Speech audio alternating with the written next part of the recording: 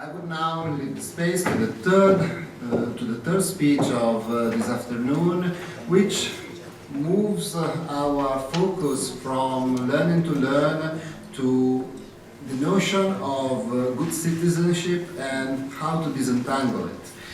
The work has been carried out by a team composed by Cristóbal Villalobos, Carrasco, Ernesto Treviño, María, Morel, and David Torres-Irribarra from the University, actually all from the Católica University of Chile.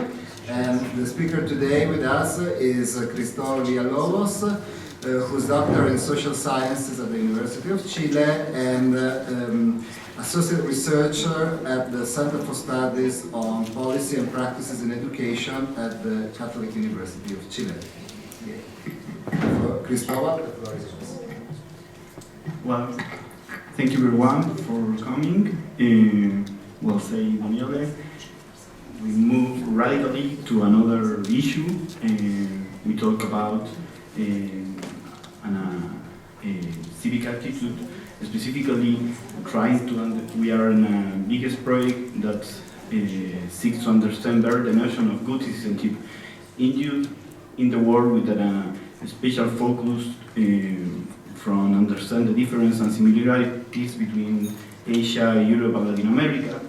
But in this presentation I am concentrating to show who the notion of good citizenship are unfolded in conceptual and in empirical ways.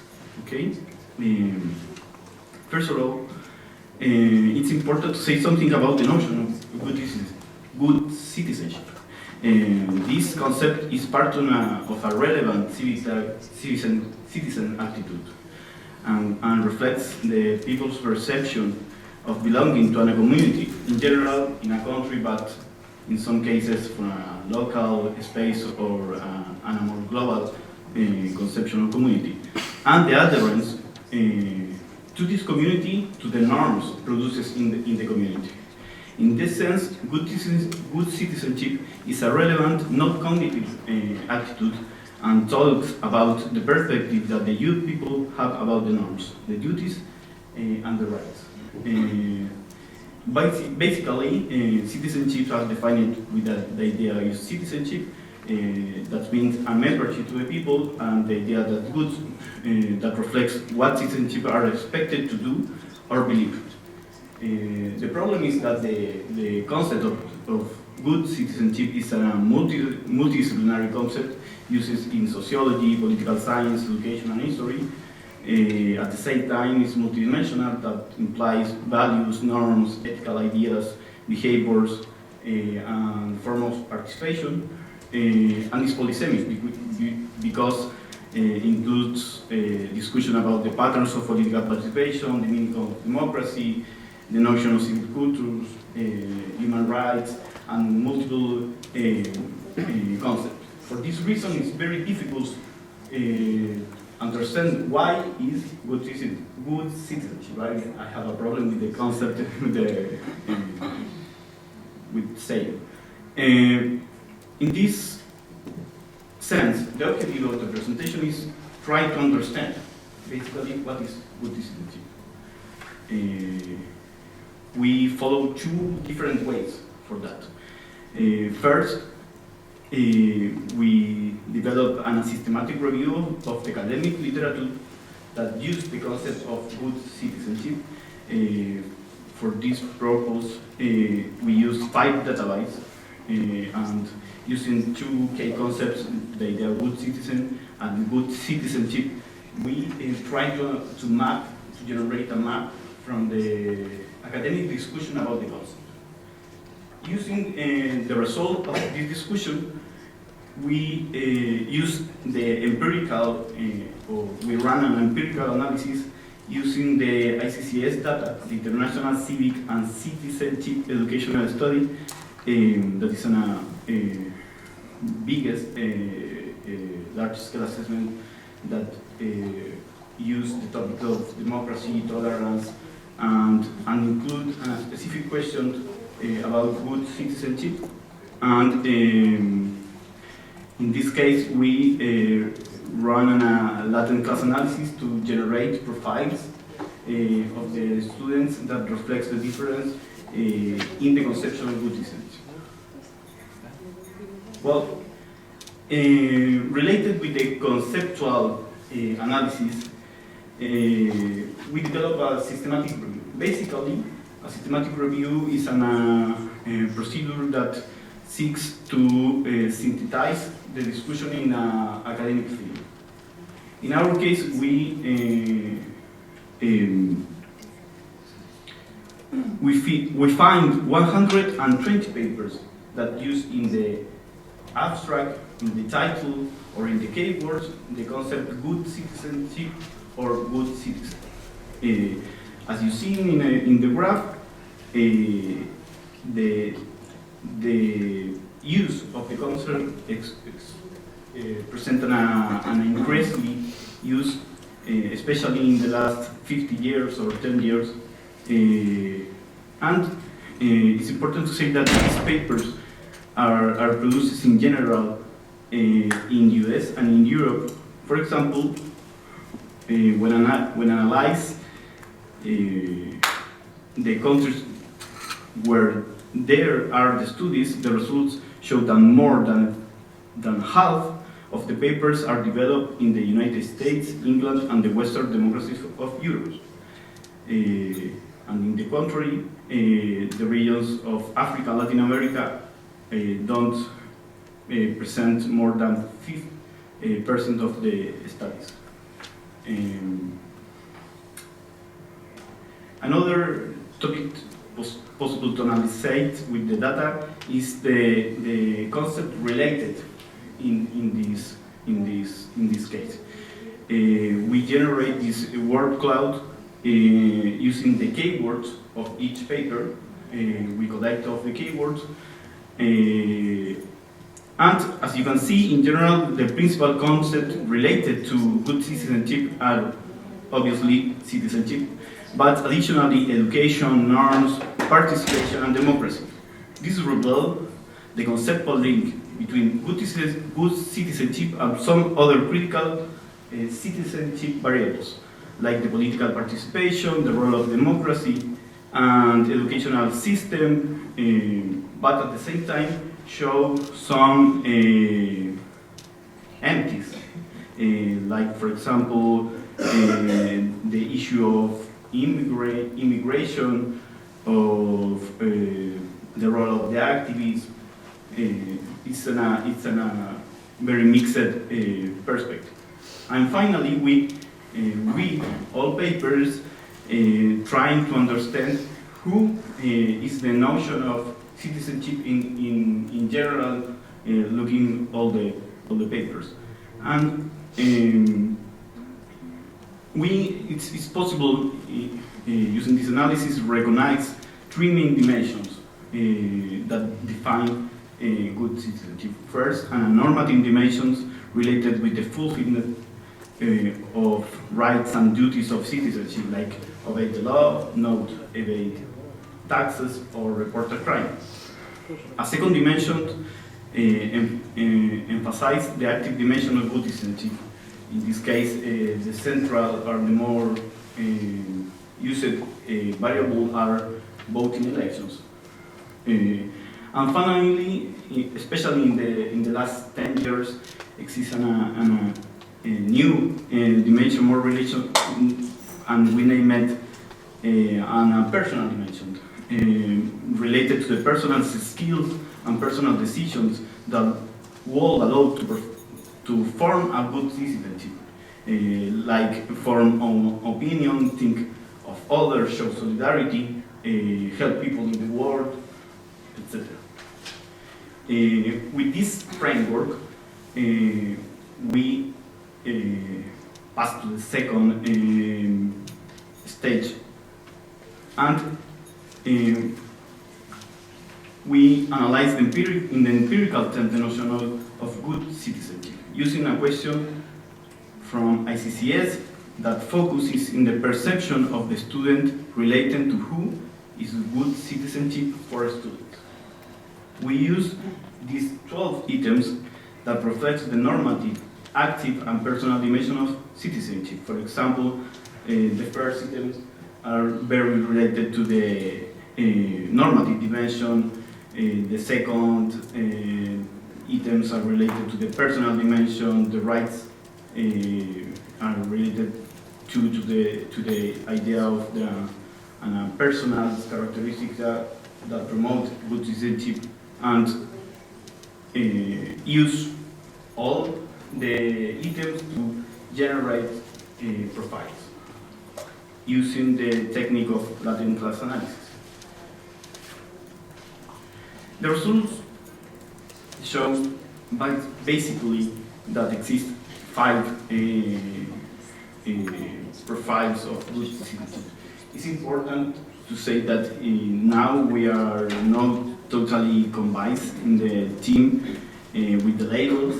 The labels are in discussion. If any have a suggestion for us, we are totally open because it's very difficult to close an adequate label for each profile.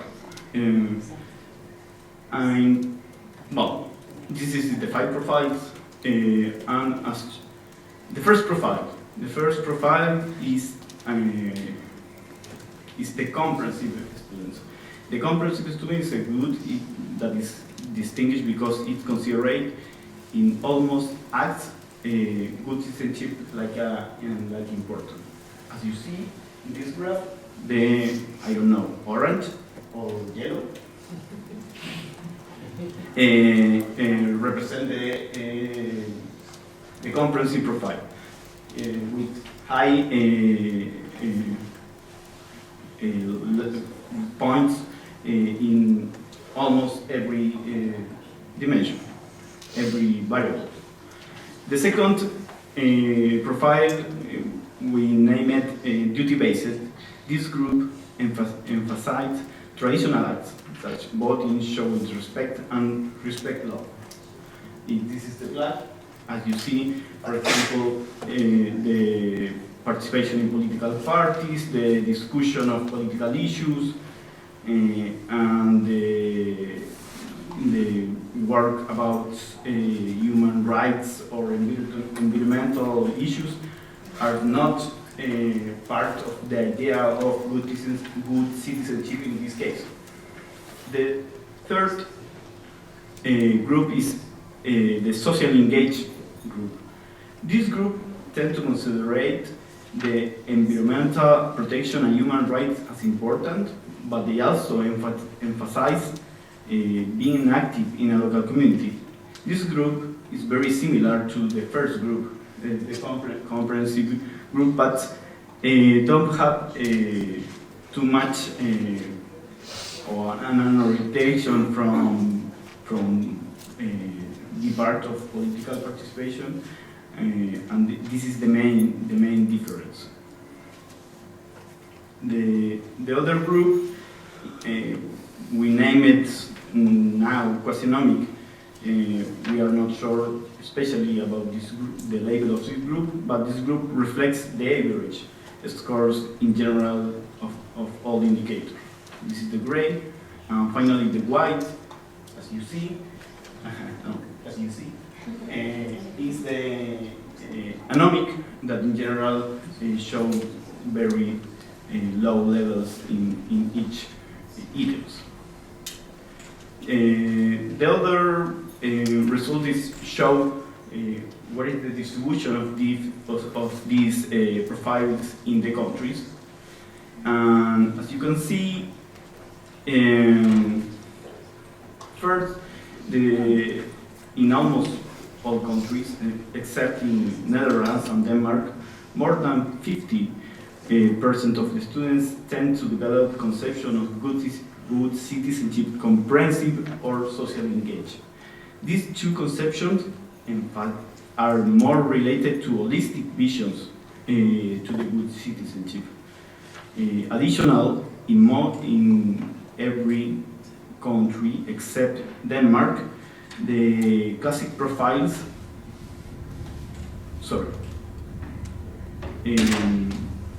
The duty-based profile are around 20 or 30%, and that's showing the more classic conception basis in the duties are not majority in the youth people. And finally, it's important to say something about Italy. As you see, Italy is one of the most countries with comprehensive students. More than 60, maybe 70% have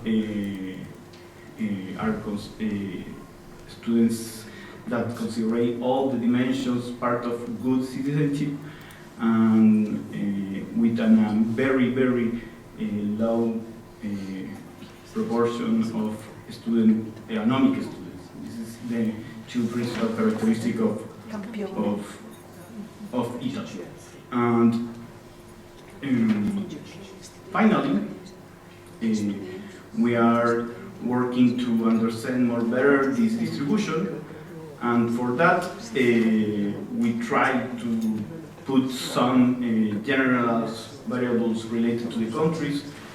In this case, we present only two, and related with the proportion of some of these profiles. The first graph shows the relation between GPD and the percentage of comprehensive, social engaged, and duty-based. And as you see, the relation is positive in the case of duty-based and negative in the case of comprehensive and socially engaged students. And the other graphs show in the same way the relation between the percent of comprehensive, quasi-economic, and anomic related to the engagement with social media. This second result is very important because confirm one part of the theories, for example, generator for Manuel Castells, that say that the capacity to engage with social media or use for social media is a very important thing to think about. Activism or the form of the youth people are sense to be part in a community. The sense of community in the young people maybe is more related with the form to relate with the media than another things more related with the other generations. And these results are very similar to this idea. And considering this, we are working around 4 preliminary conclusions.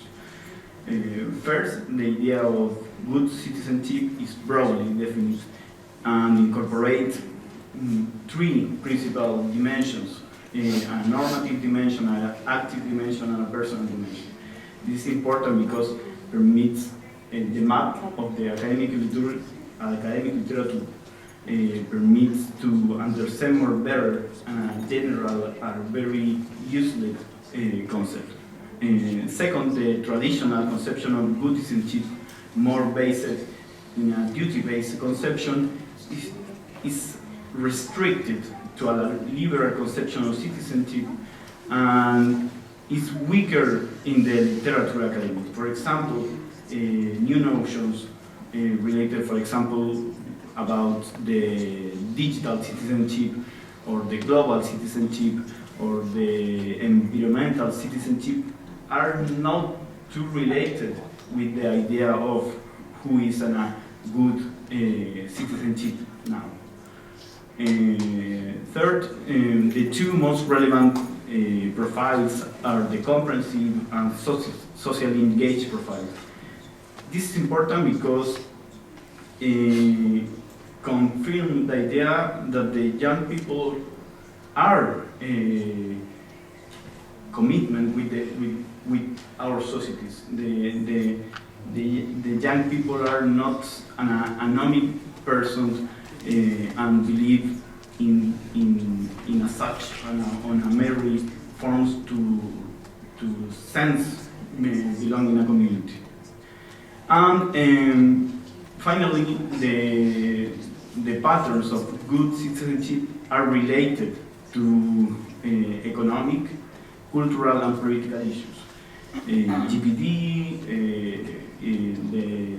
the form of engage to the social media, but another thing, for example, the levels of religiosity, the culture of the countries, and this is very important because say that the good citizenship is a more situated concept. It's not a concept that is universal in all the world. And final, let me have a final reflection because in the last months we are from Chile, and in Chile are a series of systematic violation of human rights and increasingly criminalization of the youth that's happening now. And in this case, it's impossible to say nothing about that.